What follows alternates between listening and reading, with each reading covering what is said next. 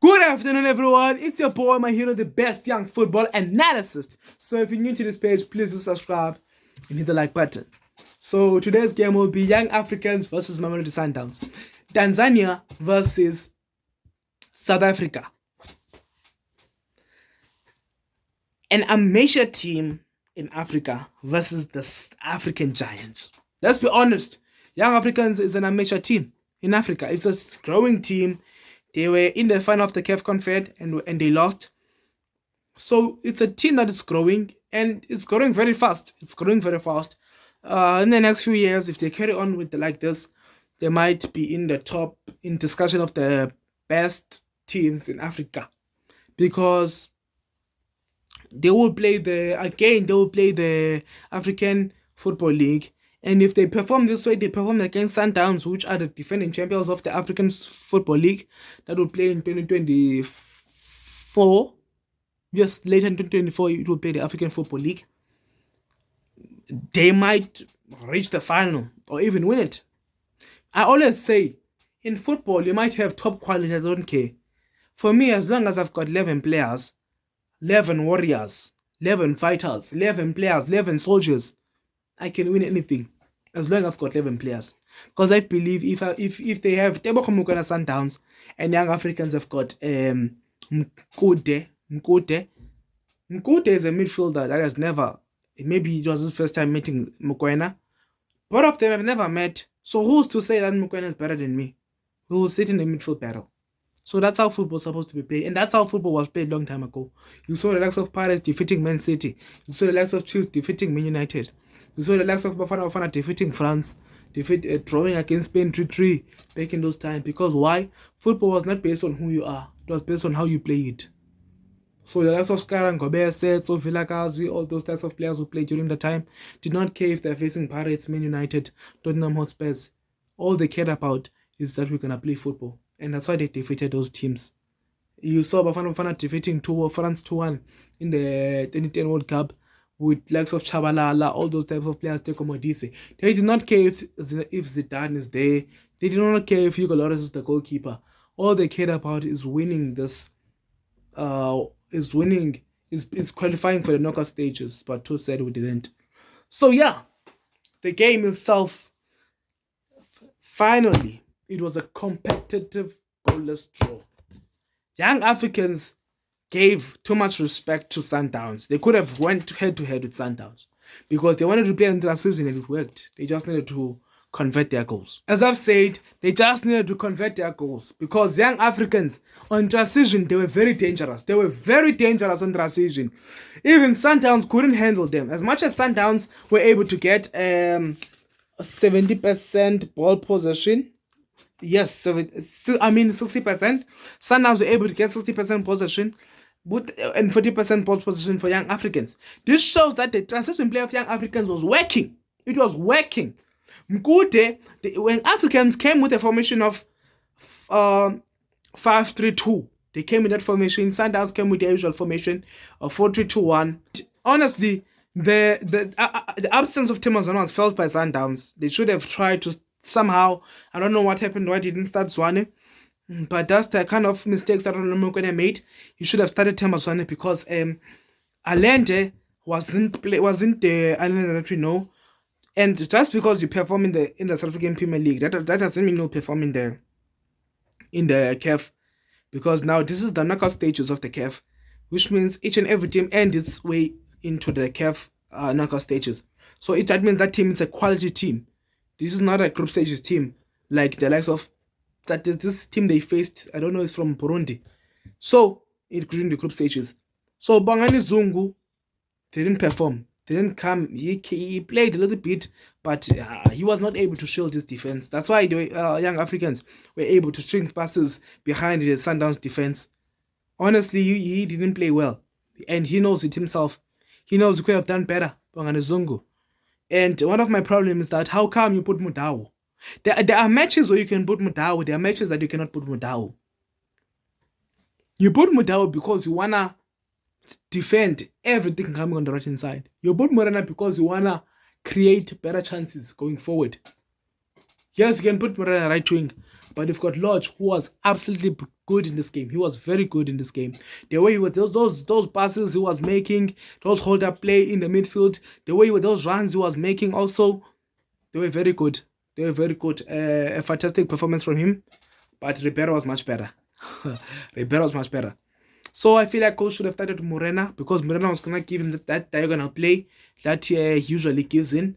So that diagonal overlapping, which comes into the box, because Mudau was very spot on defensively, was shutting everything coming from the right, from coming onto the right hand side, which was what Ronaldo Mukwena wanted. But Morena can also do that. Morena can also recover very fast. Yes, there's a tackle that Mudau made that kind of saved the team.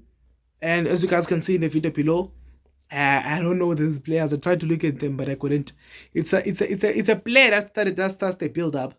The ball is in the air. He passes it to the player, and the player holds it up. And good tactical awareness from the player to carry on with the play and run and make the run. And the player sees it, good vision, and puts a through pass for him, and he makes the run. And if Muta wasn't there, it was gonna be over for Sundowns. 1v1 situation. Yes, we know sometimes Williams can make those fantastic 1v1, but that player was in balance, and I'm pretty sure that player was gonna score. But as you guys can see, Mutau comes in to tackle and wins it for Sundowns. Clean tackle. Nothing. I saw complaints from the Young Africans coach. No, that's nothing. No free kick. No nothing.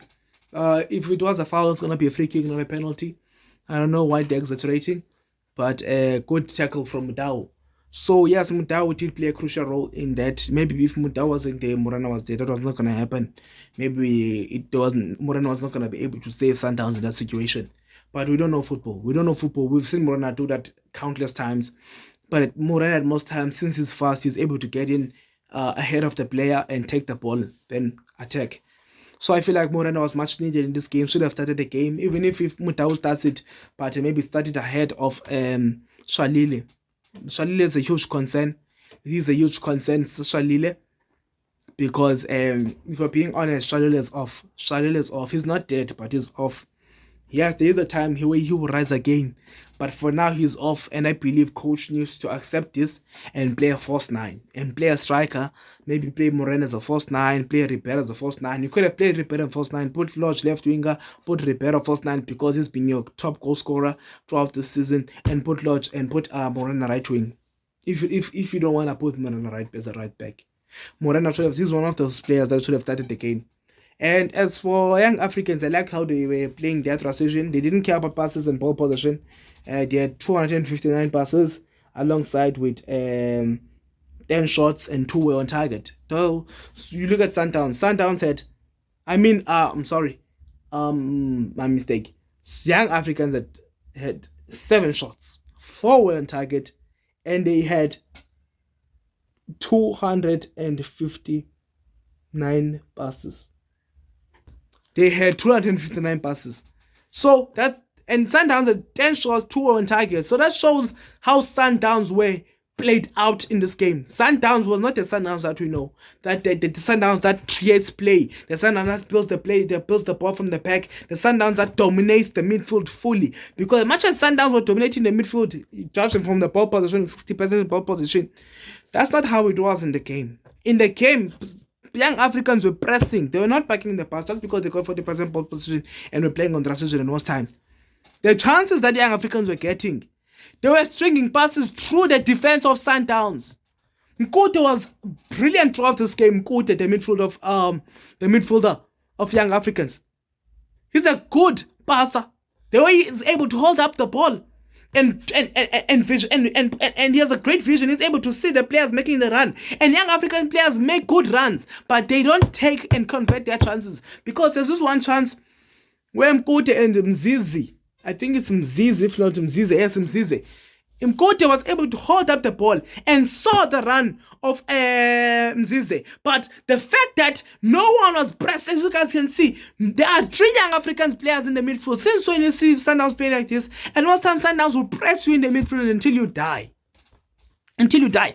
But there's absolutely no Sundowns player in the midfield. You look at the defense, there are 5 defenders and 2 young African players. But Kote was able to put a through pass that found Mzize. But I feel like Mzize lost control of his balance and just put in a small shot. Should have done. I don't know why you're saying Zanzi number 1. Come on, guys. That's a small shot. That's a small shot. I feel like Mzize was supposed to stand his ground and hit a huge shot. Don't just lose balance. But I understand there were 2 players behind him that might have caught him off balance, catch him off balance. Maybe kick him a little bit. Yeah, that's my prediction. That's what I think of. That's my thought. So yeah, in overall, yeah, it was a game of tactics. It was a very tactical game. One wanted to dominate ball possession and create chances from their possession. One wanted to create chances from transition, and it worked for Young Africans than Sundowns. Sundowns was way out of the game. Yes, coming to the second leg, but what I can say for Sundowns, I'm happy for them. Young Africans were supported by most of their fans. The fans of the Young Africans came out and supported Young Africans, so that was a huge booster. So I would allege and advise that if I was staying in Pretoria, I was gonna wear my yellow South African t-shirt, Bafana t-shirt, and go support Sundowns. But unlikely, I'm not in Pretoria. So what I would advise is that as Tebogo gonna say it on his social platform, come out Sundowns fans and support Sundowns. Come out. Also fans who are maybe close in Pretoria, maybe Paris fans, Chiefs fans, come out and support Sundowns. It doesn't necessarily need to be yellow t-shirts. It can be black t-shirts. Can be those blue t-shirts of SuperSport. Can be those white t-shirts of Amatax. Come out and support Sundowns. Sundowns, I see them winning the quarterfinal, but I don't see them winning the CAF Champions League. I doubt it. But even if they do win it, I feel like it will be luck. Yes, there's no luck in football, but sometimes you need luck in football. And I think Sundowns needs luck to win the CAF Champions League. They need luck.